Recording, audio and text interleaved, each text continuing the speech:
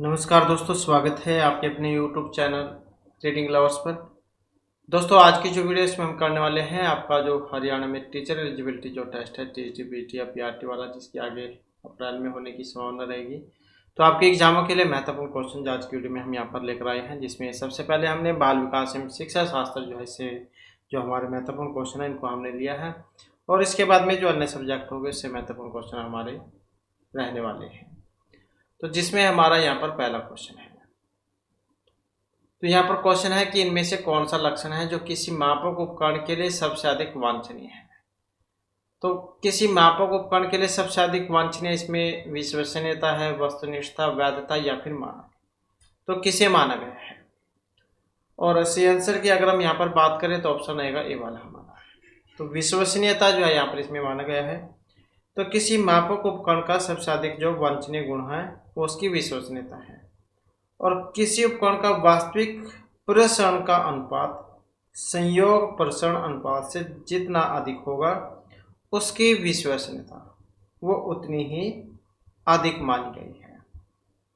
तो यहाँ पर जो सी आंसर हमारा रहेगा ऑप्शन ए वाला। नेक्स्ट हमारा क्वेश्चन है, थ्रस्टन तथा लिकार्ट ये किसके मापन से संबंधित है?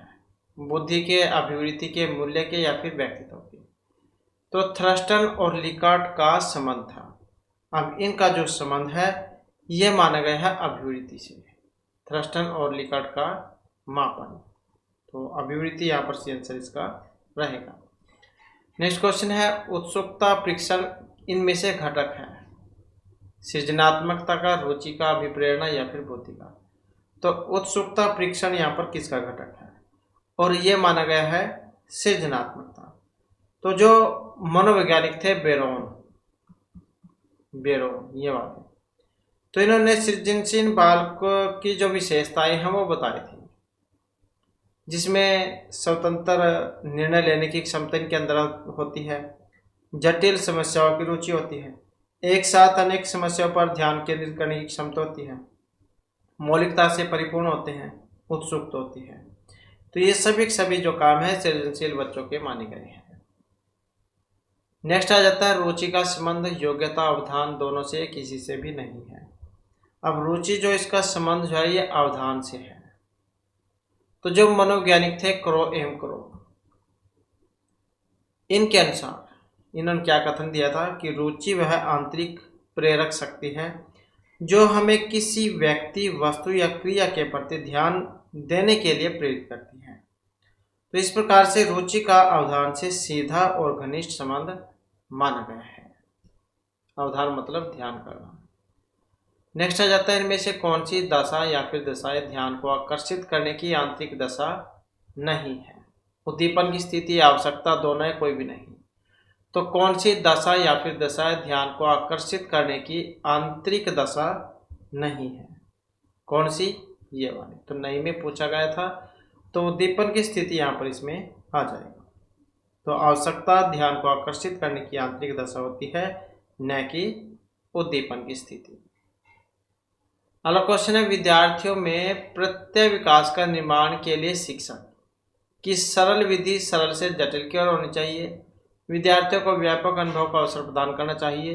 कोई विद्यार्थी को निर्मित प्रत्यय के अंतरण का अवसर देना चाहिए? या उपरोक्त सभी जो क्रिया ये की जानी चाहिए? तो विद्यार्थी में प्रत्यय विकास के निर्माण के लिए शिक्षक को क्या करना चाहिए? और इसमें अगर हम देखें तो यहाँ पर जो इन सभी को ही माना गया था।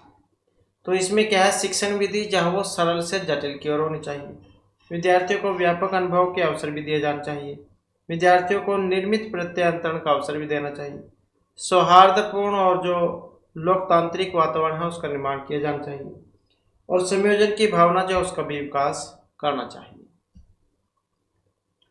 अगला क्वेश्चन है, चिंतन मानसिक क्रिया का ज्ञानात्मक पहलू है। ये परिभाषा दी गई थी वॉरेन, वैलेंटाइन, रोस या स्किनर में। तो चिंतन मानसिक क्रिया का ज्ञानात्मक पहलू है, और ये जो यहाँ पर परिभाषा जो दी गई थी रोस के द्वारा, तो ये मनोवैज्ञानिक है रोस, इनके अनुसार चिंतन मानसिक विकास का ज्ञानात्मक पहलू है, तो वैसा ये मानने वाले थे।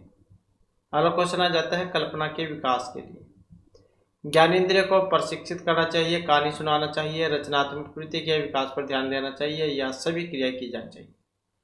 तो कल्पना के विकास के लिए क्या किया जाना चाहिए? अब इसमें अगर हम देखें तो यहाँ पर भी जो इन सभी को ही माना गया है। ज्ञानेंद्रिय को प्रशिक्षित करना, कहानी सुनाना, रचनात्मक प्रवृत्तियों के विकास पर ध्यान देना, सामाजिक अर्थ को होना, तो ये सारी जो है यहाँ पर इसमें मानी गई है। नेक्स्ट आ जाता है मानसिक स्वास्थ्य के नियमों को खोजना और उन्हें बनाए रखना अध्ययन का केंद्र बिंदु है, सैफर, ड्रेवर, हेडफील्ड या लैडल के अनुसार। तो मानसिक स्वास्थ्य के नियमों को खोजना और उन्हें बनाए रखना अध्ययन का केंद्र बिंदु माना गया है। तो किन के अनुसार है? जो मनोवैज्ञानिक है ड्रेवर, इनके अनुसार। तो मानसिक स्वास्थ्य के नियमों की खोज करना और उन्हें बनाए रखना ही अध्ययन का केंद्र बिंदु होता है। तो ये जेम्स ड्रेवर जो है इनके अनुसार है। अगला क्वेश्चन आ जाता है हमारा यहाँ पर कौन सा एक भूलने का सिद्धांत है? प्रतिस्पर्धात्मक अवरोध, प्रतिबोधित अवरोध, प्रतीपकारी अवरोध या प्रतीक्षाचित अवरोध। भूलने का एक सिद्धांत है। अब भूलने का जो सिद्धांत है इसका संबंध है ऑप्शन बी से, प्रतीपकारी अवरोध से, जिसमें मौलिक रूप से सीखी गई कोई धारणा अन्य वस्तुओं पर लागू करने में त्रुटि का अनुभव किया जाता है। नेक्स्ट आ जाता है क्वेश्चन, निम्नलिखित में से मानसिक विकार के लक्षणों को सभी दिखाते हैं सिर्फ एक को छोड़कर। तो मानसिक विकार के लक्षणों को सभी दिखाते हैं सिवाय भगन, आशा, समन, तनाव या चिंता के। तो कौन सी है? ये वाली, समन। अब मानसिक विकार के लक्षण हैं जैसे तनाव, चिंता, भग्नाशा, भूल एवं त्रुटि। तो संबंध जो है मानसिक विकार का लक्षण नहीं है। अगला क्वेश्चन है, कर्ट लेविन के अनुसार समूह में जो परिवर्तन होते हैं उन्हें कहा जाता है परस्परता, गतिशीलता, रचनात्मकता या फिर शांति। तो जो मनोवैज्ञानिक है कर्ट लेविन के अनुसार समूह में जो परिवर्तन होते हैं तो उन्हें कहा जाता है, तो क्या कहा जाएगा उन्हें? तो उन्हें कहा जाएगा गतिशीलता, कर्ट लेविन जैन के अनुसार। ये परिभाषा भी ज्यादा महत्वपूर्ण है एग्जाम की दृष्टि से। नेक्स्ट हमारा क्वेश्चन आ जाता है मानसिक स्वास्थ्य और घनिष्ठ संबंध है अभिवृत्ति में, बचने में, स्वीकार्यता में या फिर समायोजन में। तो मानसिक स्वास्थ्य और किसमें घनिष्ठ संबंध है? हम यहाँ पर देखें तो ऑप्शन रहेगा डी वाला, अर्थात जो समायोजन है। तो वातावरण के साथ समायोजन की क्षमता मानसिक रूप से स्वस्थ व्यक्ति का संकेत होती है। नेक्स्ट है बुनियादी स्तर पर मातृभाषा में शिक्षा देना बेहतर है क्योंकि यह बच्चों में आत्मविश्वास का विकास करेगी, अधिगम को सरल बनाएगी, बौद्धिक विकास में सहायता करेगी या प्राकृतिक वातावरण में बच्चों को सीखने में सहायता करेगी। तो बुनियादी स्तर पर मातृभाषा में शिक्षा देना बेहतर माना गया है। क्यों? जो ऑप्शन बी में है, प्राकृतिक वातावरण में बच्चों को सीखने में सहायता करेगी। नेक्स्ट है श्यामपट्ट पर लिखते समय सबसे महत्वपूर्ण क्या होता है? अच्छी लिखावट, बड़े अक्षरों में लिखना, स्पष्टता या छोटे अक्षरों में लिखना। तो जो ब्लैक बोर्ड है जब उस पर आप काम कराते हैं क्लास में तो उस आधार पर आप देख सकते हैं। तो लेखन जहाँ लिखाई वो ठीक होनी चाहिए, मतलब साफ या बच्चों को समझ में आनी चाहिए ताकि वो उसे आसानी से देख पढ़ सकें। नेक्स्ट है पढ़ाते समय सामान्य कक्षा में अध्यापक का सर्वाधिक ध्यान किस मनोवैज्ञानिक तथ्य पर होना चाहिए? शिक्षण की तकनीक पर, व्यक्तिगत भिन्नता पर, शारीरिक क्षमता या पारिवारिक स्थिति पर। तो पढ़ाते समय सामान्य कक्षा में अध्यापक का सबसे अधिक जो ध्यान है वो किस मनोवैज्ञानिक तथ्य पर होना चाहिए? मनोवैज्ञानिक तथ्य की बात करें तो जो क्लास में, क्योंकि अलग अलग प्रकार के बच्चे होते हैं, कोई तेज पढ़ने वाले तो कम धीमे वाले, मतलब व्यक्तिगत भिन्नता जो है उस पर ध्यान देना चाहिए। नेक्स्ट है आपकी कक्षा में एक छात्र देर से आता है तो आप क्या कर सकते हैं? उसके अभिभावक को सूचित करेंगे, उसे दंड देंगे, कारण जानने की चेष्टा करेंगे या उसकी तरफ हम ध्यान ही नहीं देंगे? अगर कोई बच्चा लेट आता है तो सबसे पहले तो उसका कारण हमें पता होना चाहिए कि वो लेट किस कारण से आ रहा है, न कि उसको आते हुए एकदम से पीट देना चाहिए। नेक्स्ट आ जाता है विद्यालय में विद्यार्थियों को कैसे अभिप्रेरित करना उचित होगा? चुने गए अध्ययन के द्वारा, गहन अध्ययन के द्वारा, प्रासंगिक अध्ययन या सस्वर अधिगम के द्वारा। तो विद्यालय में विद्यार्थियों को अभिप्रेरित करना उचित है। अब यहाँ पर अगर हम देखें तो ऑप्शन आएगा डी वाला हमारा, तो स स्वर अधिगम के द्वारा। तो जैसे पद्यांश होता है वो गाया जा सकने वाला होता है, पढ़कर मतलब सुनाया जा सकता है उसे। तो स स्वर का मतलब होता है प्रवचन, अनुवाद, पठन। तो इसलिए स स्वर अधिगम के द्वारा विद्यार्थी को प्रेरित किया जा सकता है और यह एक उचित और महत्वपूर्ण पहलू भी है। अगला क्वेश्चन है शिक्षा का उद्देश्य है। विद्यार्थियों में व्यावसायिक कुशलता का विकास करना, सामाजिक जागरूकता का विकास करना, परीक्षा के लिए तैयार करना या फिर व्यवहारिक जीवन के लिए विद्यार्थियों को तैयार करना। तो शिक्षा का जो उद्देश्य है ये माना गया है। कैसे होना चाहिए शिक्षा का उद्देश्य? और शिक्षा का उद्देश्य होना चाहिए विद्यार्थियों मतलब व्यवहारिक जीवन के लिए विद्यार्थियों को तैयार करना, जीवन जीने की कला सिखाना, विद्यार्थी व्यवहारिक जीवन के लिए तैयार हो। नेक्स्ट है विद्यार्थी में अवांछित व्यवहार को किंचित परिवर्तन करने में सबसे प्रभावी पद्धति दंड देने की है। अभिभावकों को ध्यान में इसे लाना है। अवांछित व्यवहार के कारणों को ढूंढना और उपचार का प्रबंधन करना, ये इसकी अपेक्षा करना है। तो विद्यार्थी में अवांछित व्यवहार को किंचित परिवर्तन करने में सबसे प्रभावी पद्धति, सबसे अधिक प्रभावी पद्धति कौन सी हो सकती है? तो ये वाली ऑप्शन सी वाली, अवांछित व्यवहार के कारण को ढूंढना और उसका उपचार प्रबंधन करना। तो जैसे सब कोई भी किसी का कुछ हो जाता है तो सबसे पहले तो उसके खोज की जाती है किस कारण से उसको बीमारी हुई, चोट किस कारण से लगी, तो बाद में इसका उपचार होता है। नेक्स्ट है आपको शिक्षक दिवस पर कुछ विद्यार्थियों ने एक बधाई पत्र भेजा, तो आप क्या कर सकते हैं? कुछ नहीं करेंगे, धन्यवाद देंगे, पैसे की बर्बादी नहीं करने के लिए बोलेंगे या बदले में शुभकामनाएं देंगे। तो इसके लिए कौन सा होगा? उन्हें हम धन्यवाद कहेंगे। नेक्स्ट है जब एक विद्यार्थी असफल होता है तो समझा जाता है कि पद्धति ही असफल हो गई, पाठ्य पुस्तकें असफल हो गई, शिक्षक असफल हो गए या व्यक्तिगत असफलता हो गई। अगर कुछ बच्चे क्लास है, क्लास में कुछ बच्चे असफल हो जाते हैं, अच्छे नंबर नहीं आते या फेल हो जाते हैं, तो इसका मतलब यहाँ पर क्या लिया गया है? इसका अर्थ है कि कक्षा में विद्यार्थी का असफल होना उसकी व्यक्तिगत असफलता समझाती है। तो इसमें जो व्यक्तिगत जो असफलता है इसको माना गया है, क्योंकि मान लो कि एक क्लास है, एक कक्षा, उसमें 30 छात्र हैं और 28 उसमें पास हो गए, 2 फेल हो गए। तो ऐसी स्थिति में ये कहना उचित नहीं होगा कि शिक्षण पद्धति, शिक्षक या पाठ्य पुस्तकें असफल है, क्योंकि ये तो है नहीं कि सारे फेल हो गए। तो हो सकता है 2 बच्चे फेल हुए, उनके पीछे उनका और कुछ कारण हो, तो 2 व्यक्तियों की व्यक्तिगत असफलता ही मान जाए।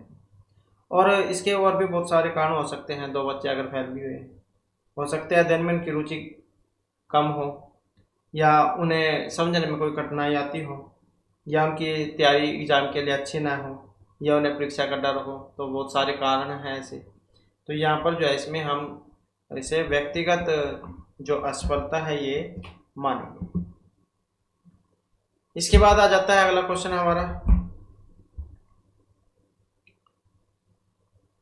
किसी विद्यार्थी की सबसे जो महत्वपूर्ण जो विशेषता है वो उत्तरदायित्व की अनुभूति है, ईमानदारी है, सहभागिता या फिर आज्ञाकारिता है। तो यहाँ पर किसे माना गया है? और यहाँ पर अगर हम इसमें सही आंसर देखें तो इसी आंसर ऑप्शन डी को यहाँ पर माना गया है, आज्ञाकारिता को। तो किसी विद्यार्थी की सबसे महत्वपूर्ण विशेषता उसका आज्ञाकारी होना, और साथ ही उसकी सबसे महत्वपूर्ण विशेषता होती है। तो यही है उसकी सबसे बड़ी महत्वपूर्ण विशेषता। नेक्स्ट, आप किसी कक्षा में पाठ पढ़ाते हैं और एक विद्यार्थी विषय से असंबद्ध एक प्रश्न पूछता है, तो आप क्या करेंगे? उसे असंबद्ध प्रश्न पूछने की अनुमति देंगे, उसे असंबद्ध प्रश्न पूछने की अनुमति नहीं देंगे, गैर अनुशासित समझकर दंडित करेंगे, या कक्षा में बाद प्रश्नों का उत्तर देंगे, बाद में जब क्वेश्चन का आंसर दे देंगे। तो आप किसी कक्षा में पाठ पढ़ाते हैं और एक विद्यार्थी विषय से असंबंधित प्रश्न पूछ लेता है, जो मतलब उसमें नहीं था उसको, तो आप क्या कर सकते हैं यहाँ पर? तो इसमें अगर हम देखें तो ऑप्शन डी वाला रहेगा, मतलब उसका क्वेश्चन या आंसर जो भी बाद में दे देंगे, क्योंकि उस समय उत्तर देने से हो सकता है क्लास डिस्टर्ब हो जाए या जो कुछ पढ़ा रहे हैं वहाँ से वो हट जाए अपने विषय से। तो ऐसे क्वेश्चन का जो आंसर है वो बाद में दे देंगे। अगला क्वेश्चन है, एक प्रसामान्य 12 वर्ष की आयु के बच्चे में सबसे अधिक होना संभव है। कुल प्रेरक समन्वय में कठिनाई, वयस्कों को खुश करने के बारे में दुश्चिंता की अनुभूति, अब और यहाँ में उसकी रुचियों की सीमित करना, समकक्षी के अनुमोदन के लिए बेचैन। तो एक प्रसामान्य 12 वर्ष की आयु के बच्चे में सबसे अधिक क्या संभव है, तो क्या हो सकता है? तो ऑप्शन डी वाला, समकक्षी के अनुमोदन के लिए बेचैन। तो समकक्षी के अनुमोदन के लिए बेचैनी जो है पूर्व किशोरावस्था की विशेषता है, मतलब 9 से 12 वाली इनका लक्षण है। नेक्स्ट है, विद्यालय से विद्यार्थियों को भाग जाने का कारण हो सकता है। कक्षा शिक्षण में रुचि का अभाव हो, विद्यार्थी में अध्ययन में रुचि का अभाव हो, विद्यार्थियों को दंड नहीं देना, समस्या के प्रति शिक्षक की निर्दय अभिवृत्ति। तो विद्यालय से विद्यार्थियों को भाग जाने का कारण कौन सा हो सकता है? तो ऑप्शन डी वाला भी हो सकता है, समस्या के प्रति शिक्षकों की निर्दयी अभिवृत्ति। तो इसके अलावा और भी बहुत सारे कारण हो सकते हैं। छात्रों की समस्याओं के प्रति शिक्षकों की असंवेदनशील रवैया, विद्यालय के वातावरण का प्रजातांत्रिक रूप, छात्रों में सुरक्षा की भावना का अभाव, या शिक्षण कार्य का सुचारू रूप से न होना। तो ऐसे और भी बहुत सारे कारण हैं। नेक्स्ट है, विद्यार्थियों में श्रम की स्फूर्ति का विकास करने के लिए शिक्षक अपने ही श्रम में प्रवृत्ति दिखाएगा।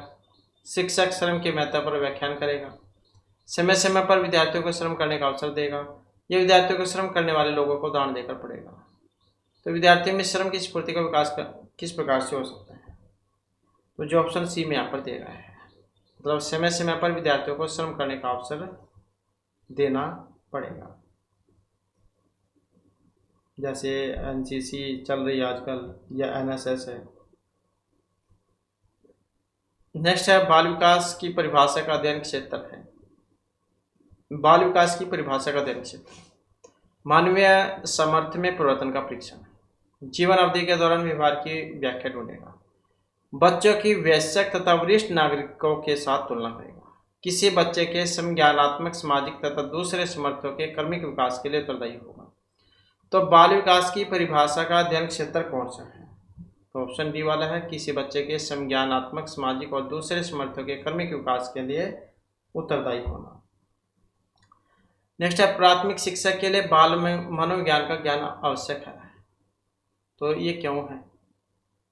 बच्चों को अनुशासित बनाने में सहायता करता है, परीक्षा में परिणाम में उन्नति होती है, बच्चों को अभिप्रेरित करने के लिए सुविधाजनक तरीका बन जाता है, बच्चे के व्यवहार को समझने में शिक्षक की सहायता करता है। तो जो प्राथमिक शिक्षक है, इनके लिए बाल मनोविज्ञान का ज्ञान जरूरी है। अब ये किस कारण से जरूरी माना गया है?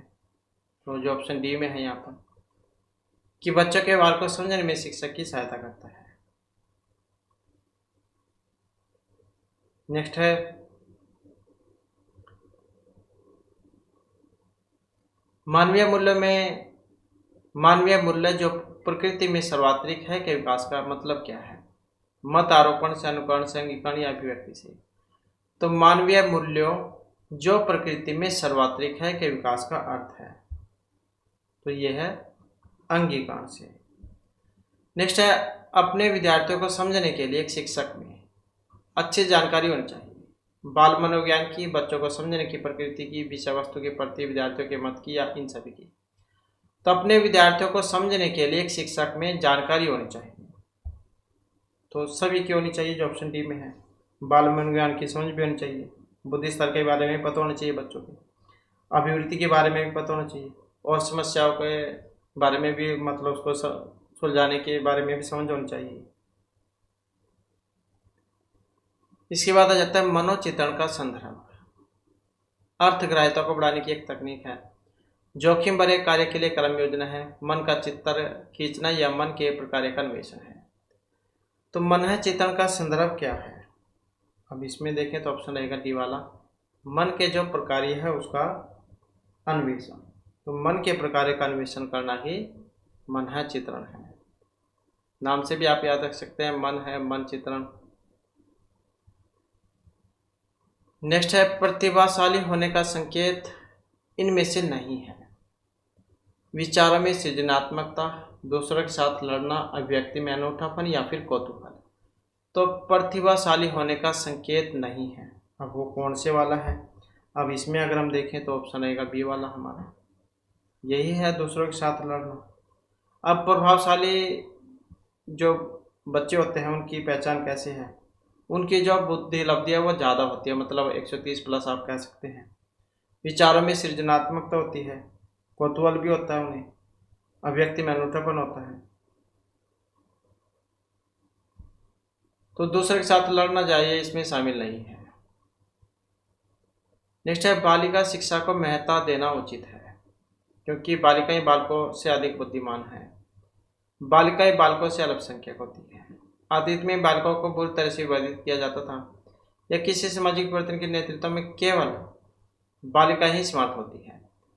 तो बालिका शिक्षा को महत्ता देना उचित है, इसका कारण क्या है?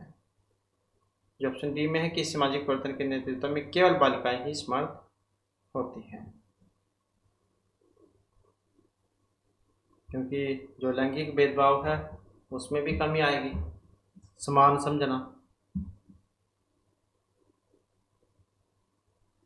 नेक्स्ट है समन्वित शिक्षा की सफलता निर्भर करती है समुदाय के समर्थन पर, पाठ्य पुस्तकों की उत्कृष्टता पर, शिक्षण अधिगम वस्तुओं की गुणवत्ता पर, शिक्षकों में अभिवृत्तिगत परिवर्तन पर।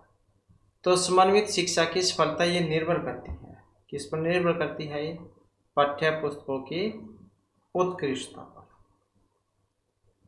अगला क्वेश्चन आ जाता है अधिगम से संबंधित किसी विद्यार्थी की समस्याओं का सबसे अच्छा उपचार। कठोर परिश्रम का सुझाव, ग्रंथालय में निरीक्षण, निजी शिक्षण या निदानात्मक शिक्षण। तो अधिगम से संबंधित किसी विद्यार्थी की समस्याओं का सबसे अच्छा उपचार कौन सा है? ऑप्शन डी वाला है, निदानात्मक शिक्षण। नेक्स्ट है एक शिक्षक विद्यार्थियों को अनुप्रेरित कर सकता है पुरस्कार देकर, उदाहरण, सही मार्गदर्शन, कक्षा में भाषण देकर। तो विद्यार्थियों को अनुप्रेरित कैसे कर सकता है?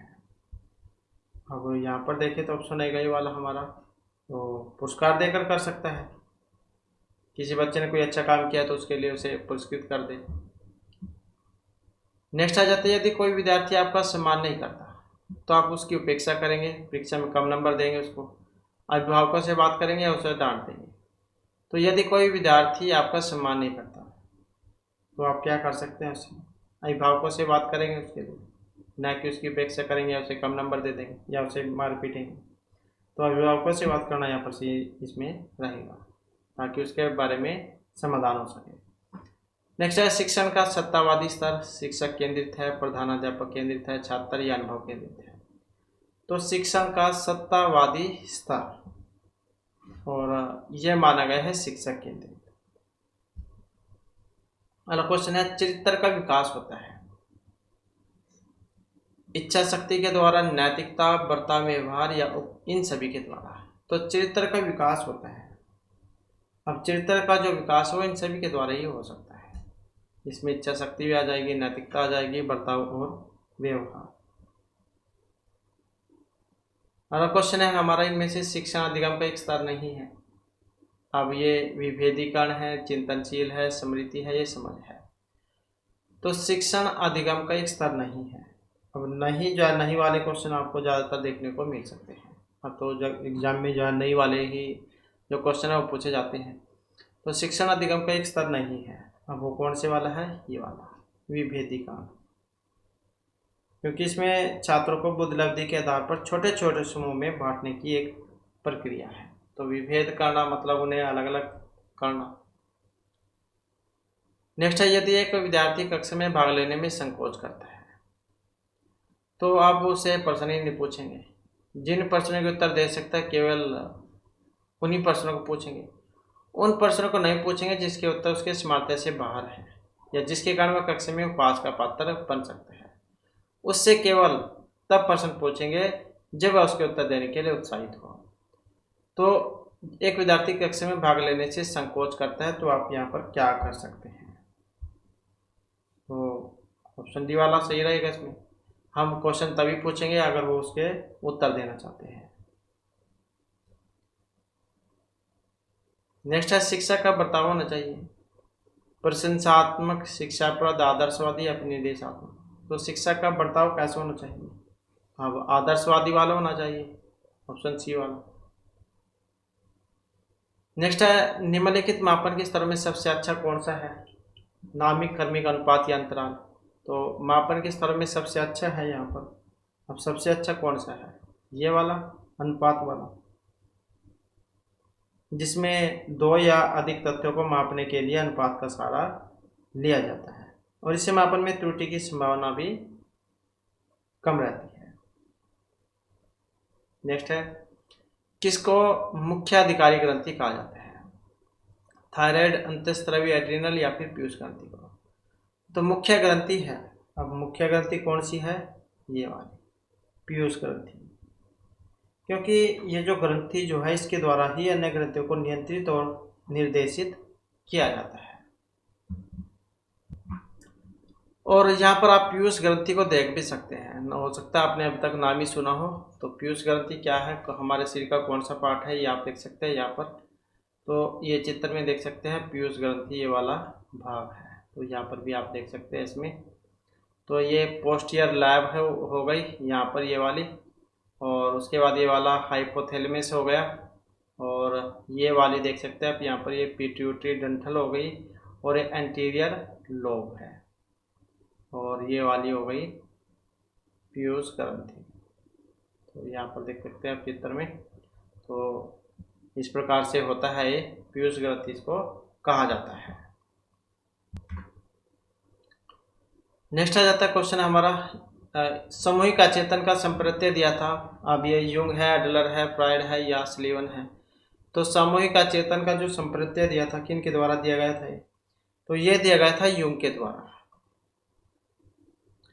तो जो मनोवैज्ञानिक युंग है, इनके अनुसार अचेतन मन का एक हिस्सा है जो समाज, लोग एवं मानव जाति के द्वारा अपने विचारों और अनुभवों को साझा करता है, और अचेतन वह स्थिति है जो हमारे मन एवं व्यवहार में तो होती है परंतु सामान्यतः प्रदर्शित नहीं होती, किसी विशेष परिस्थिति में ही वह प्रदर्शित होती है।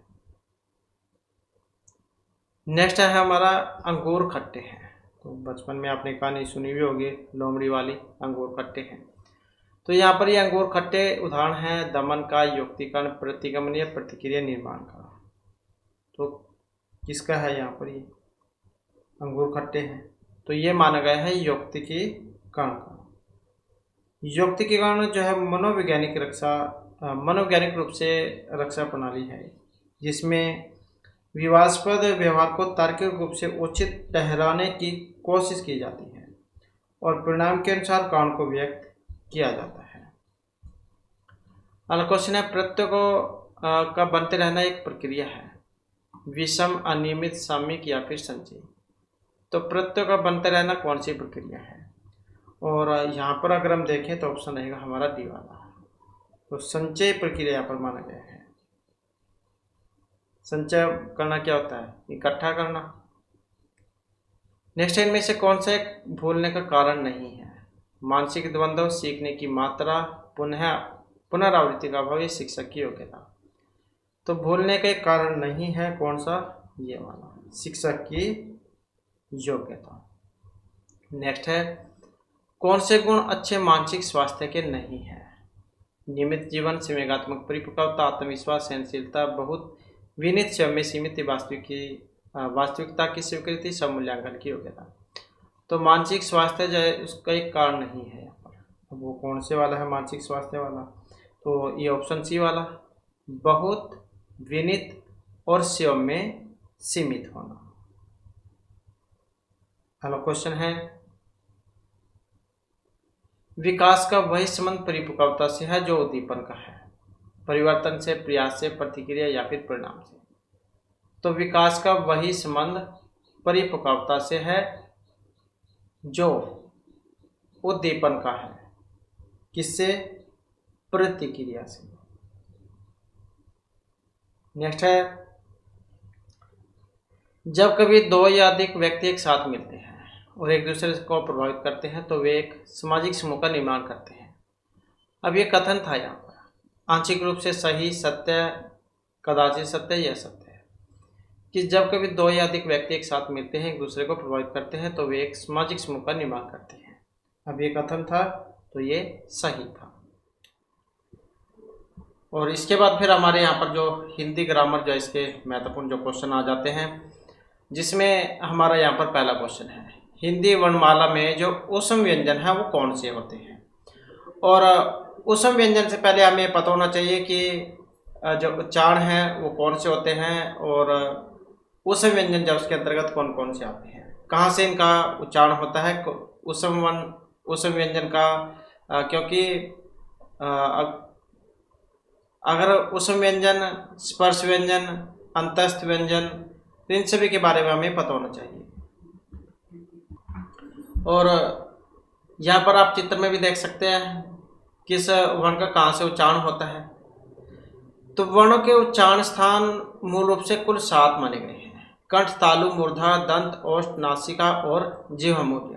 हिंदी में जिह्वामूल को सम्मिलित नहीं किया गया है, इसलिए हिंदी वर्णमाला में वर्णों के मूल जो उच्चारण स्थान है वो 6 ही माने गए हैं। कुछ वर्ण 2 उच्चारण स्थानों से संयुक्त रूप से उच्चारित होते हैं, और उच्चारण स्थान के आधार पर जो वर्ण है वो यहाँ पर दिए गए हैं।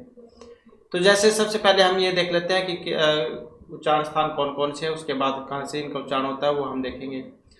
तो जैसे कंठ है, कंठ मतलब गला के कह देते हैं, तो कंठ से उच्चारित होने वाले वर्ण कंठे वर्ण कहलाते हैं।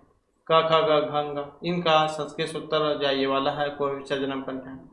तालु की अगर हम बात करें तो तालु की मदद से उच्चारित होने वाले जो वर्ण है उन्हें तालव्य वर्ण कहा जाता है, जैसे च, छ, झ। इनका संस्कृत जो सूत्र है वो ये वाला है। तो ई च्वर, ई ये वाला जो है ई, और जो च्वरक है य और सा, य और सा, इनका जो उच्चारण है ये तालु से होता है। इसके बाद है मूर्धन्य, मूर्धा से जिनका उच्चारण होगा, तो इसमें री टूर सा नाम मूर्धा ये वाला सूत्र है, इसमें री हो जाएगी और ट्वरक, और इसके साथ ही र और सा, इनका उच्चारण जो है हमारी मूर्धा से होता है। इसके बाद है नेक्स्ट में हमारा दंतव्य वर्ण, जो हमारे दांत से बोले जाते हैं। तो इसका सूत्र लरी तुलसाराम दंत है, इसमें लरी और जो त्वरक है ल और सा, ल और सा, इनका जो उच्चारण है हमारे दांत जो है इनसे होता है, इनको दंत्य वर्ण कहा जाता है। ओष्ठ वर्ण जो हमारे होठ के द्वारा बोले जाते हैं, सूत्र रहेगा उपपद्यमान ओष्ठ। तो उ और जो पूरक है, उ और जो पूरक है, इनका उच्चारण हमारे होठ से होता है। नेक्स्ट में आ जाता है नासिक्य वर्ण, जो हमारी नाक की सहायता से बोले जाते हैं। यम गणनम इनको कहा जाता है, इनकी जो संख्या है वो 5 होती है। यम गणनम, तो ये संख्या इनकी 5 होती है। यम गणनम नासिका ये वाला सूत्र है। कंठ तालव्य वर्ण की अगर हम बात करें, जो हमारे कंठ और तालु से बोला जाता है, उन्हें कहा जाता है कंठ तालव्य वर्ण। ए दई तो कंठ तालु ये वाला सूत्र है। ए आई जो है इनका उच्चारण हमारे कंठ और तालु से होता है। कंठोष्ठ की बात करें तो जो हमारे कंठ मतलब गले और होठ से जो बोले जाएंगे उनको कंठोष्ठ वर्ण कहा जाएगा। और ओ औ जो है यहाँ पर ये 2 हैं, ओ दई तो कंठोष्ठम ये वाला सूत्र है। दंतोष्ठ की बात करें, जो हमारे दांत और ओष्ठ से बोले जाते हैं, दंतोष्ठ उसे कहा जाएगा। वकार से दंतोष्ठम, वह जो है इसका उच्चारण हमारे दांत और ओष्ठ से होता है। इसके बाद आ जाता है जिह्वमूला, जिह्वमूल की मदद से बोले जाने वाले जो वर्ण है जिह्वमूल कहा जाएगा इनको। एक ये वाला जो है जिह्वमूलीय, और इसी प्रकार से उपपद्यमान भी होता है, प प प, तो ये जिह्वमूलीय और उपपद्यमानीय होते हैं। अब यहाँ पर हम चित्र में भी आप देख सकते हैं, जो हमारी नाक से बोला जाता है, नाक से ये यमगणनम कहा जाता है इनको, नासिक्य वर्ण। दांत से जो बोला जाएगा ललित तुलसानाम दंता, और यह हमारे फिर यहाँ पर त्वरक हो गया दंत्य वर्ण। और दांत और होठ से जो बोला जाएगा वकार से दंतोष्टम। उपपद्यमान नमोष्ट होता है उ और उ पूरक, और ओदय तो कंठोष्टम जो हमारे कंठ से बोला जाएगा। और इसी प्रकार से तुलसाराम मुर्दा, जो हमारी मुर्दा जो है ऊपर का जो भाग होता है, तालु की बात करें, जो पीछे का भाग है बिल्कुल नीचे लटकी सी होती है, तो ये तालु है। इचोसरम तालु, ई और चवर्ग या से इनका उच्चारण होता है। कंठ और तालु से, कंठ और तालु से जिसका उच्चारण होगा ये दैतो कंठ तालु। और वह जो कंठ है, अक्वय विसर्जन कंठ है, जो है हमारा जो कंठ गला है जिससे जिसका उच्चारण होता है। तो इस प्रकार के चाहिए उच्चारण माने गए हैं। तो हिंदी वर्णमाला में जो ऊष्म व्यंजन है ये स स स होते हैं, और का से लेकर मा तक जो होते हैं इनको स्पर्श व्यंजन कहा जाता है। और य र ल व इनको अंतस्थ व्यंजन कहा जाता है। स स स ह जो ये ऊष्म व्यंजन है, और अक्षर त्र ग और श्र ये संयुक्त व्यंजन है। तो ऊष्म व्यंजन जो यहाँ पर स स स ह है। नेक्स्ट है, जिन हिंदी के जिन वर्णों का उच्चारण करते समय केवल श्वास का प्रयोग किया जाए उन वर्णों को कहते हैं। तो उनको क्या कहा जाएगा? अघोष, सघोष, अल्पप्राण या महाप्राण। और इसमें हमारा आंसर है ऑप्शन ए वाला, अघोष। अब एक होता है अघोष, सघोष या घोष। अघोष है जैसे अल्पप्राण है, पहला, तीसरा, पांचवा वर्ण होता है। महाप्राण में दूसरा, चौथा है। इसी प्रकार से जो अघोष है पहला, दूसरा, और सघोष तीसरा, चौथा, पांचवा वर्ण होता है। तो अघोष में ये वाले हो जाएंगे। नेक्स्ट है, यर अलावा व्यंजनों को कहा जाता है स्पर्श, ऊष्म, अंतस्थ या कोई सभी नहीं। तो यर अलावा जो है इनको क्या कहा जाता है? तो यहाँ पर जो है इसमें हमारा जो सी आंसर है ऑप्शन आएगा बी वाला। तो क्या कहा जाएगा इनको? अंतस्थ व्यंजन जो इनको कहा जाता है।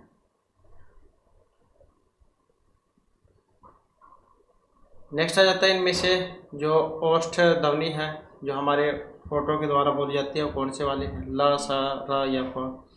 और कौन सी है? उपपद्यमान ओष्ठ हमने पढ़ा था, तो प, फ, उ और प।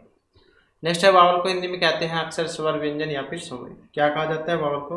तो हिंदी में हम उसे स्वर कहते हैं, जिनकी संख्या 11 मानी गई है। नेक्स्ट है, जिन शब्दों के अंत में अ आएगा तो उन्हें हम क्या कहेंगे? अनुस्वार, अंतस्थ, योग, वाह या फिर आकारांत। क्या कहा जाता है उनको? तो उनको कहेंगे हम आकारांत। जैसे राम है, राम का रूप हो गया, तो राम में जब हम उच्चारण करते हैं माँ में क्या है? अ है, तो ये होगा आकारांत। जैसे लता है, बाद में क्या है? आ है, आ, तो ये हो जाएगा आकारांत। नेक्स्ट है, कौन सा स्वर यहाँ पर नहीं है? अ, ए, ओ या ब। स्वर यहाँ पर नहीं है, कौन से वाला? ये वाला। नेक्स्ट है, इनमें से कौन सा वर्ण घोष है? प, द, ट या फ। तो घोष वर्ण है, अब कौन से वाला घोष वर्ण यहाँ पर? तो ये वाला है, त, थ, द। तो हमने पढ़ा था अघोष पहला, दूसरा, और सघोष या घोष तीसरा, चौथा, पांचवा वर्ण। नेक्स्ट आ जाता है हमारा, भाषा की सबसे छोटी जो इकाई है उसको कहा जाता है शब्द, स्वर, व्यंजन या फिर वर्ण या अक्षर। तो भाषा की जो सबसे छोटी इकाई है उसको वर्ण या अक्षर कहा जाता है। मतलब क्वेश्चन आ जाता है, वर्णमाला किसे कहते हैं? शब्दों के समूह को, शब्द गणना को, वर्ण समूह को या व्यवस्थित वर्ण समूह को? वर्णमाला कहा गया है व्यवस्थित वर्णों के समूह को। नेक्स्ट आ जाता है, कंठ ध्वनियाँ कौन सी होती है? क, ख, य, र, ल। कौन सी है कंठ जो हमारे कंठ से बोली जाती है? जैसे के ऊपर हमने अभी क्वेश्चन में पढ़ा था, कुह, विसर्जनम, कंठ। अ और जो क्वरग है इनका उच्चारण, और विसर्ग इनका उच्चारण हमारे कंठ से होता है। तो कौन सा हो जाएगा? ये वाला। नेक्स्ट है, उच्चारण स्थान के आधार पर जो मूर्धन्य व्यंजन है। अब मूर्धन्य जो हमारी मूर्धा से बोले जाते हैं तो कौन से हैं? तो इनमें जो ये ऑप्शन सी में दिया गया है, ड, ढ। तो ये हमारी मूर्धा जो इससे बोले जाते हैं। री, टुरसाना, मूर्धा, री और ट्वरक, र और सा। री, टुरसाना, मूर्धा ये पढ़ा था हमने। री, ट्वरक, ट, ठ, ड, ढ, न, र और सा, इनका उच्चारण हमारी मूर्धा से होता है। नेक्स्ट आ जाते हैं, इनमें से अलप्राण वर्ण कौन से होते हैं? अब अलप्राण है यहाँ पर अ, थ, ध, क, ग, प, ब। अलप्राण, अलप्राण के बारे में हमने पढ़ा था, तो जिसको बोलने में कम जोर लगे ऐसे आप याद रख सकते हैं। अलप्राण पहला, तीसरा, पांचवा वर्ण। अब इसमें आप देख सकते हैं कौन सी में आएगा? इसमें आ जाएगा क, ख, ग। तो पहला, तीसरा और लास्ट का पांचवा। नेक्स्ट आ जाता है इनमें से नवीन विकसित ध्वनियाँ कौन सी है। तो नवीन विकसित ध्वनियाँ हैं वो कौन सी वाली हैं, तो ये वाली है जिसके नीचे ये नुक्ता दी गई है, तो ये आंसर इसका हो जाएगा। हिंदी में ड और ढ वर्ण जो है परंपरा से नहीं आए थे, ये हिंदी के ड और ढ ध्वनियों से बाद में विकसित हुए हैं। शब्दों के मध्य में 2 स्वरों के बीच और शब्दों के अंत में ड और ढ ध्वनियों का उच्चारण ड और ढ के रूप में किया जाता है। इन्हीं उच्चारण के लिए ड और ढ के नीचे बिंदी लगाकर ये 2 नए वर्ण विकसित किए गए हैं। तो नवीन विकसित ध्वनियाँ ये वाली है। नेक्स्ट आ जाता है हमारा इनमें से कौन सा घोष वर्ण है। अब घोष वर्ण कौन से वाला है इसमें, और यहाँ पर देखें तो जो ऑप्शन सी में यहाँ पर दिया गया है, तो प फ भ म। नेक्स्ट है इनमें से एक वर्ण व्यंजन नहीं है। अब वो कौन से वाला है, और ये वाला ऑप्शन ए वाला, क्योंकि क्या है ये स्वर के अंतर्गत आता है। नेक्स्ट है इनमें से कौन सी ध्वनि औष्ठ्य नहीं है। अब औष्ठ्य ध्वनि यहाँ पर नहीं है, प ब त य म। तो औष्ठ कौन सा होता है, जो जिनको उच्चारण मतलब होठ से होगा, प फ ब ब म। तो ये कौन सा है, लिरित उच्चारण दंता, तो इसका उच्चारण किससे होगा, दांत से होगा, तो यही इसमें अलग है। नेक्स्ट है हिंदी भाषा में मूलतः वर्णों की संख्या कितनी मानी गई है।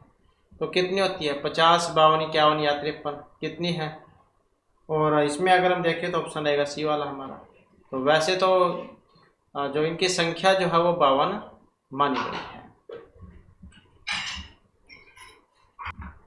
तो ये तो 52 माने गए। हिंदी भाषा में उच्चारण के आधार पर 52 होते हैं, जिसमें 11 स्वर, 41 व्यंजन, और कुल 52 जा हो जाएंगे। स्वर 11, व्यंजन 41, जिसमें स्वर अ, इ, उ, री, ए, ऐ, ओ, औ। व्यंजन का से लेकर माँ तक जाए स्पर्श व्यंजन हो जाएंगे। उसके बाद यह 4 11 लवंतस्थ हो जाएंगे, 4 ही उसम हो जाएंगे। संयुक्त व्यंजन है क्षेत्र, गैसर, अनुस्वार और विसर्ग है। और इसके साथ ही द्विगुण व्यंजन, जो कि आप ऊपर भी आपने पढ़े थे, तो ड ढ ये द्विगुण व्यंजन, टोटल जवाब यहाँ पर ये हो जाते हैं। नेक्स्ट आ जाता है निम्नलिखित में से नासिक्य व्यंजन है।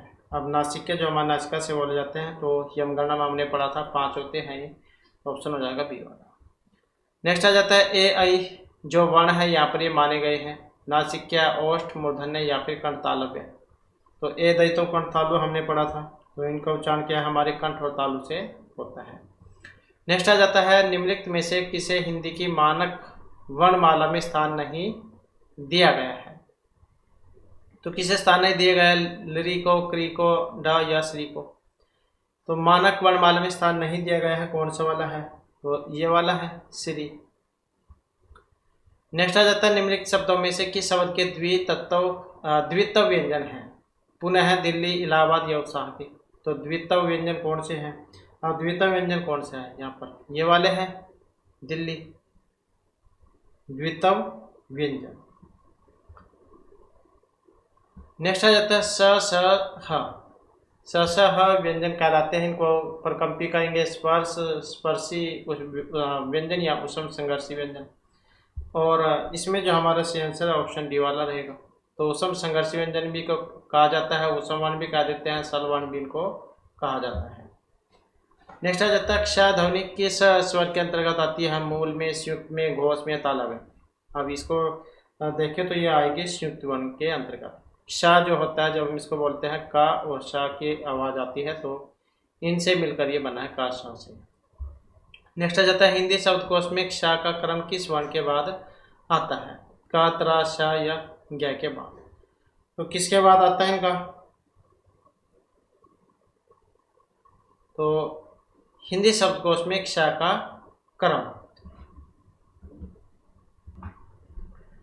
तो जो हिंदी शब्दकोश है इसमें क्ष वर्ण क वर्ण के बाद आता है। क्ष क्या है, संयुक्त व्यंजन है, जैसे कि ऊपर पढ़ा था, क स से मिलने से बनता है क अ स, इनसे मिलकर बनता है। तो शब्दकोश में शब्दों का जो क्रम है वो कैसे होगा, पहले स्वर का क्रम होता है, उसके बाद व्यंजन आते हैं, फिर पूर्ण वर्ण के बाद संयुक्त जो अक्षर है उनका क्रम आता है। तो जैसे क्ष त्र ग ये वाले आते हैं, तो इसलिए क्ष जो है इसको क के साथ रखा जाता है, त्र को ता के साथ और ज को ज के साथ रखा जाता है। तो ये जो त्र जो है यहाँ पर इसको ता के साथ रखेंगे, ज को ज के साथ और क्ष को का के साथ रखा जाता है। मतलब आप वैसे नहीं समझ सकते हैं किसके साथ रखा जाएगा। तो जैसे ये क्ष है, ऐसे करते हैं हम, का और शा इनके मिलने से बनता है, तो पहले कौन सा हो जाएगा, ये हो जाएगा। त्र है, त र और आ ऐसे ही बनता है त्र, मतलब पहले कौन सा है, त्र है, ज है, ज और य इनके मिलने से बनता है, तो पहले कौन सा होगा, ज होगा। अगर यहाँ पर क्ष की जगह ज होता तो ये वाला होता ज। का यहाँ पर क्ष में पूछा गया तो का होगा, त्र में पूछा जाता तो ता होता। तो ऐसे इस प्रकार से ये होते हैं। नेक्स्ट आ जाता है ज वर्ण किन व्यंजनों के संयोग से बनता है। अब संयुक्त व्यंजन तो है ही, किन के संयोग से बनेगा, मिलने से बनेगा, ये ज और या के।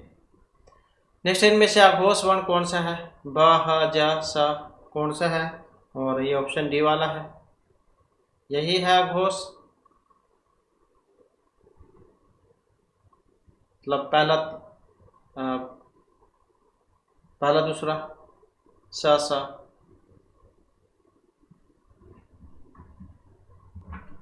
और अघोष वर्ण यहाँ पर भी आप देख सकते हैं, अघोष वर्ण वे होते हैं जिन वर्णों के उच्चारण में स्वतंत्री में कंपन नहीं होता बल्कि श्वास का प्रयोग होता है। हिंदी वर्णमाला में जो अघोष वर्ण इनकी संख्या 13 मानी गई है, जैसे क ख च छ ट ठ त थ प फ स स। और अघोष वर्ण के उच्चारण में स्वतंत्री में कंपन नहीं होता बल्कि श्वास का प्रयोग होता है, वही कहलाएंगे अघोष वर्ण। तो यहाँ पर भी आप देख सकते हैं, मतलब पहला दूसरा वर्ण जो इसमें आ जाता है। तो इस आधार पर देखें तो यहाँ पर जो इसमें कौन सा बनेगा, डी वाला। नेक्स्ट आ जाता है क्वेश्चन हमारा, घ जो है इसका उच्चारण कौन सा है, तो इसका उच्चारण किससे होगा, कंठ से होगा, अकुह विसर्जन कंठ, क्योंकि क्वरक के अंतर्गत आ जाएगा। नेक्स्ट है यहाँ पर संयुक्त व्यंजन, इनमें कौन सा है, ड ढ ड या कौन से वाला है संयुक्त व्यंजन। अभी हमने पढ़ा था ज और यहाँ के मिलने से जा ये जा बनता है, ज और यहाँ के। नेक्स्ट आ जाता है कौन सा वर्ण उच्चारण की दृष्टि से दंत नहीं है।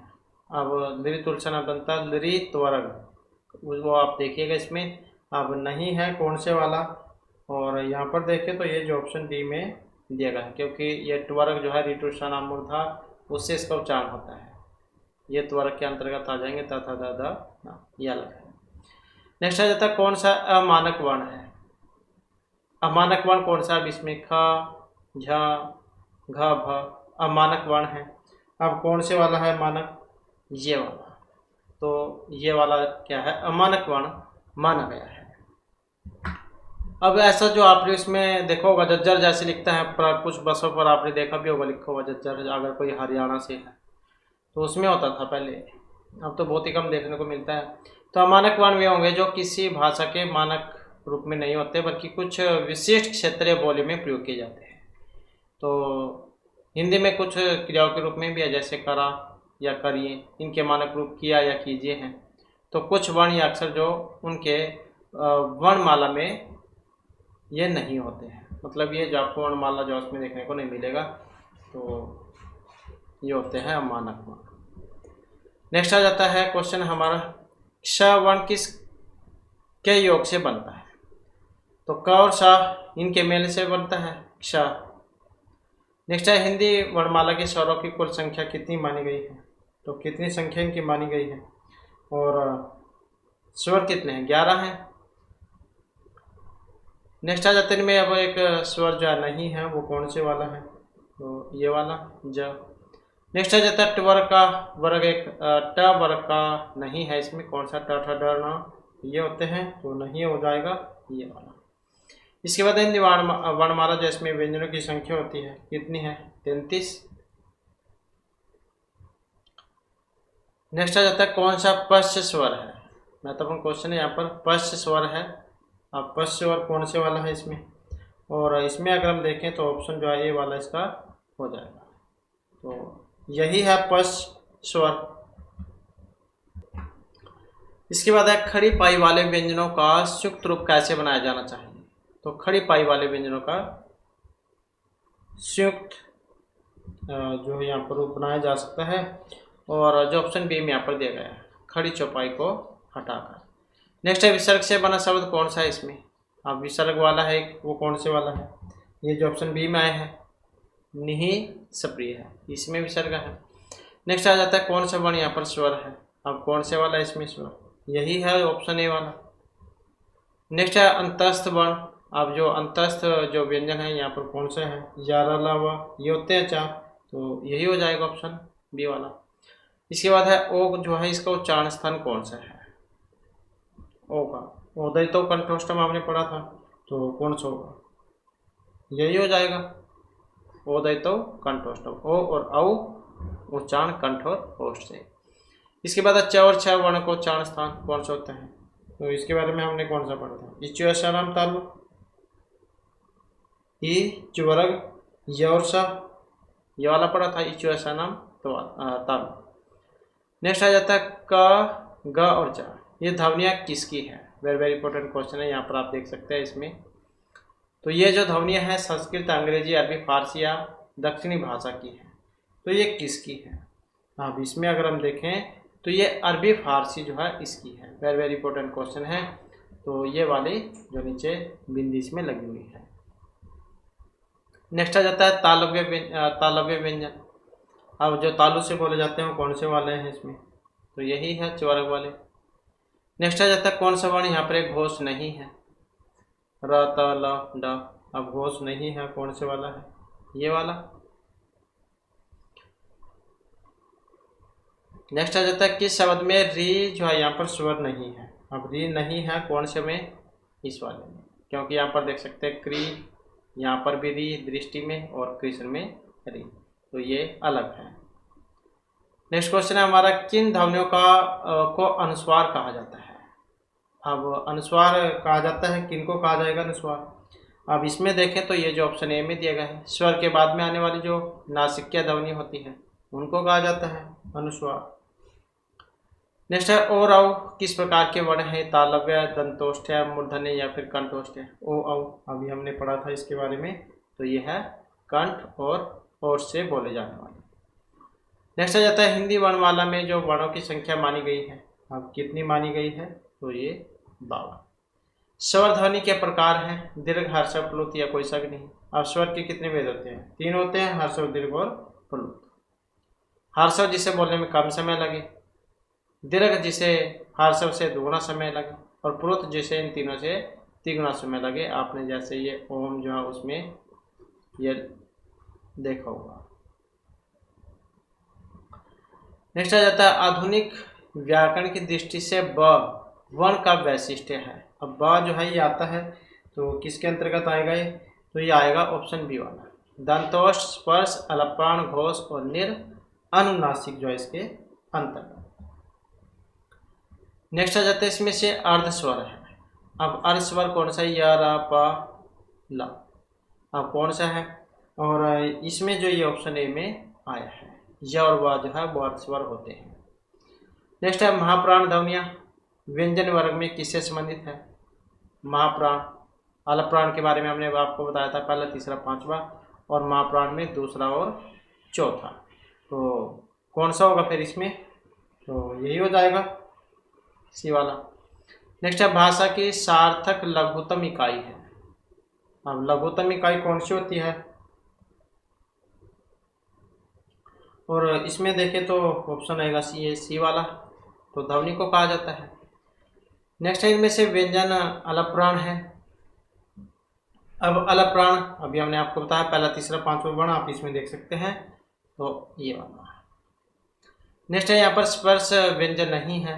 अब कौन से वाला स्पर्श व्यंजन, ये वाला, या। नेक्स्ट आ जाता है निम्नलिखित में कंठ ध्वनियाँ कौन सी है, जो कंठ से बोली जाती है, कंठ ध्वनियाँ। अब यहाँ पर अगर हम देखें तो कौन से वाला बनेगा इसमें, ए वाला हो जाएगा, क्योंकि अकुह विसर्जन कंठ होता है, कुवर्ग वाले। नेक्स्ट आ जाता है वर्णमाला किसे कह देते हैं, शब्दों के समूह को, वर्णों के संकलन को, शब्द गणना को, या वर्णों के व्यवस्थित समूह को। अब वर्णमाला किसे कहा जाता है, तो वर्ण के समूह को ही हम कहेंगे वर्णों के व्यवस्थित समूह को ही हम वर्णमाला कहेंगे। अगला क्वेश्चन है हिंदी में जो स आता है ये वाला, अब ये किससे इनका उच्चारण होता है स का, तो इसको 21 वाला सा भी कहा देते हैं और तालव्य सा, तो कौन सा है तालव्य सा, हमारे तालु से ये बोला जाता है। अगला क्वेश्चन है कौन सा वर्ण ओष्ठ्य नहीं है, जो होठ जो से उच्चारण नहीं होता है, अब कौन से वाला है, तो ये वाला।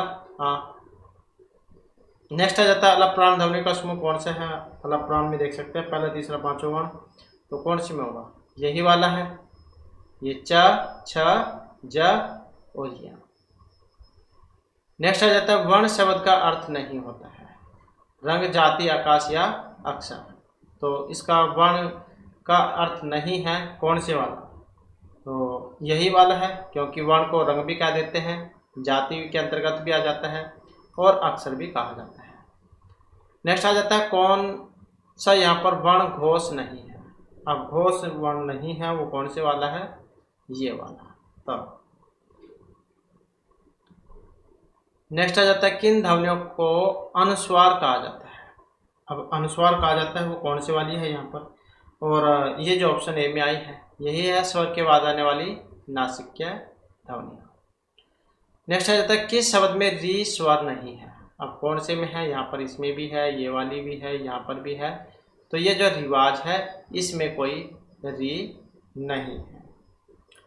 नेक्स्ट है इनमें से दंत्य वर्ण है जिसका उच्चारण दांत से होता है, अब दांत से कौन से किसका उच्चारण होगा यहाँ पर, तो इसी का होगा लिरी तुलसा नाम लरी और तवरग वाला।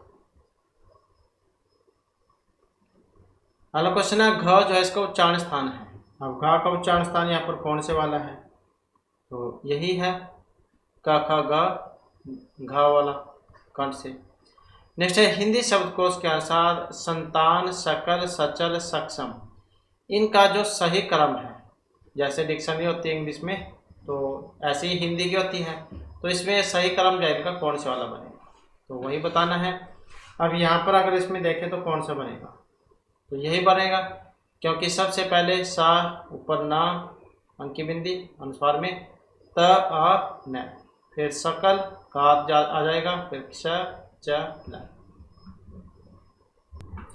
तो इसका क्रम जो है यहाँ पर इसमें ये वाला नहीं बनेगा, तो इसमें ऑप्शन ए वाला बनेगा, क्योंकि पहले संतान फिर माँ इसके बाद का के बाद में च और ये क्षा जो अब लास्ट में आता है, तो ये वाला फिर इसका बनेगा। नेक्स्ट आ जाता है यहाँ पर महाप्राण वर्ण है, अब महाप्राण इसमें देख सकते हैं कौन से वाला है, त थ यही वाला हो जाएगा। नेक्स्ट है अम व और ये किस वर्ण के बाद आते हैं, अब किसके बाद आएंगे, तो आ के बाद आएंगे। नेक्स्ट है क्ष वर्ण किसके योग से बनता है, क और स उसी के मेल से बनता है, क और सा के। नेक्स्ट है इनमें से कौन सा शब्द अमात्रिक है, अब अमात्रिक शब्द कौन से वाला है इसमें, अमात्रिक शब्द की बात करें तो मात्रा नहीं है किसी में भी, ये वाला कलरव इसमें आई है, यहाँ पर भी है, इसमें भी है, तो ये बिना मात्रा वाला है। नेक्स्ट है अयोगवाह कहा जाता है विसर्गों को, महाप्राण अल्पप्राण या फिर सुक्त व्यंजनों को, अयोगवाह किसको कहा जाता है, अब योगवाह के बारे में हमने पढ़ा था अंग अह वाला, तो विसर्ग जो होते हैं उनको कहा जाता है। नेक्स्ट है टवर्ग में किस प्रकार के व्यंजन आते हैं, कंठ मूर्धन तालव्य दंतव्य टवर्ग में, अब टवर्ग की बात करें तो कौन सा टूसाना मूर्ध होता है, तो कौन सा आ जाएंगे, यही आ जाएंगे इसमें। नेक्स्ट है प्रत्यय के आधार पर ला किस प्रकार की ध्वनि है, अब ला किस प्रकार की ध्वनि है, और ला जो है इसको पार्श्विक माना गया है। नेक्स्ट है अंगोराह क्या है, अब अंगोराह की बात करें तो क्या है यहाँ पर, तो अयोगवाह जो होते हैं इसके अंतर्गत आते हैं।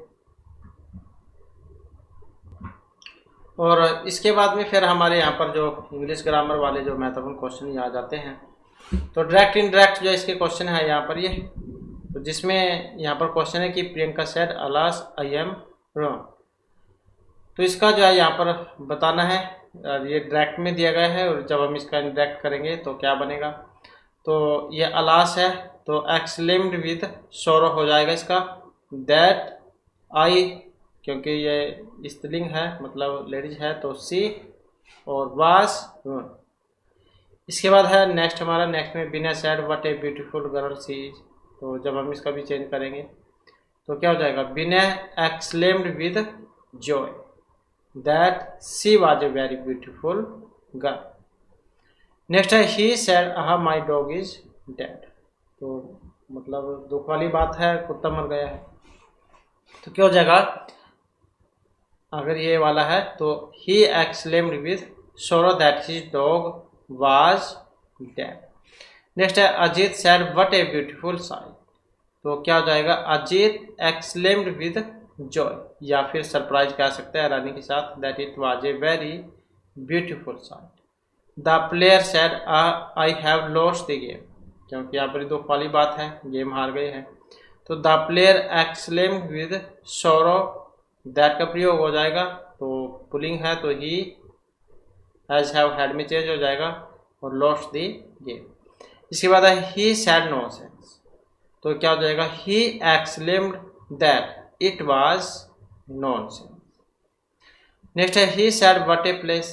तो he exclaimed with joy that it was a very fine palace. Next है और या फिर ही exclaimed with surprise that it was a very strange palace. तो इस प्रकार से दो यहाँ पर बन सकते हैं।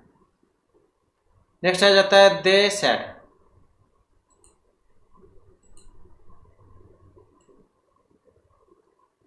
दे said brave I we have won the match.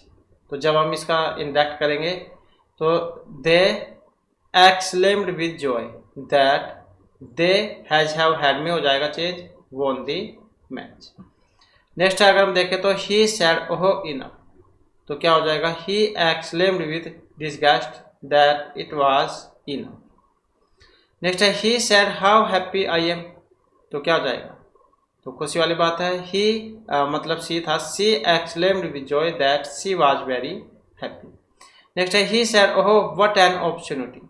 तो जब इसे चेंज करेंगे तो क्या हो जाएगा, he exclaimed that it was a fine opportunity.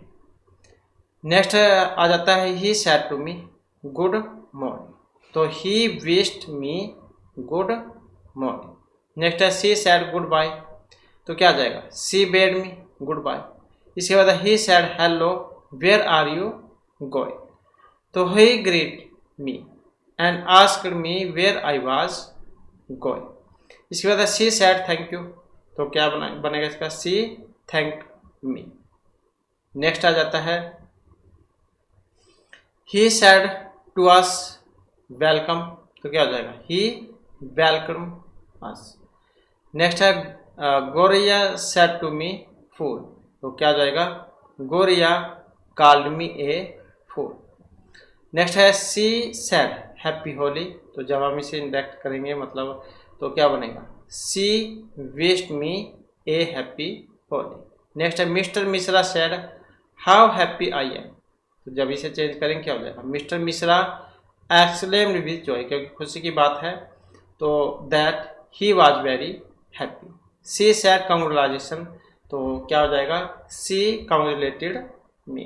Next है he said well done you have stood fast. तो जब इसे चेंज करेंगे तो क्या बनेगा इसका, ही एक्सक्लेम्ड विद अपलॉज या praise that I had stood fast. Next है he said my God you have cut your finger. कह देते हो माई गॉड। तो क्या हो जाएगा, क्योंकि हैरानी दुख की तो बात है हैरानी वाली, तो he exclaimed with surprise that I had cut my finger. Had में चेंज हो जाएगा ये। नेक्स्ट है he said you mischief monger you deserve to be punished. तो चेंज करेंगे क्या हो जाएगा, he exclaimed with contact that mischief monger. Next है डिजर्व टू बी पुनिश्ड। इसके बाद आ जाता है he said hello where are you going. तो जब हम इसे करेंगे चेंज क्या हो जाएगा, he greeted me and asked me where I was going. Next है I said to him good night. तो क्या कैसे चेंज होगा, I bade him good night. Next है ही सैड वेल डन। तो इसी से कैसे चेंज करेंगे, ही सैड या remark that it was well done. Next है ही सैड हेल्प हेल्प। इसको चेंज करेंगे तो he shouted for help. Next है he said to think that you will come in this dress. तो change करेंगे क्या होगा, he remark that it was surprise या strange that I should come in that dress. Next है they said the house is on fire. तो change करेंगे क्या बनेगा, they shouted that the house was fire, क्योंकि जब आग लग जाती है तो चिल्लाते हैं, तो they shouted that the house was on fire. Next है he said oh dear I have spilled tea on the tablecloth. तो चाय गिरा दी, तो क्या हो जाएगा, दुख की बात तो है ही एक्सक्लेम्ड विद सोरो that he had spilled tea on the tablecloth. तो इस प्रकार से यहाँ पर ये डायरेक्ट इनडायरेक्ट से महत्वपूर्ण उदाहरण थे और ये हमारे क्लास में महत्वपूर्ण क्वेश्चन थे। नेक्स्ट जो वीडियो इसमें आपके लिए नए जो महत्वपूर्ण क्वेश्चन हम देख रहे हैं, और हमारे साथ अंत बनाने के लिए धन्यवाद।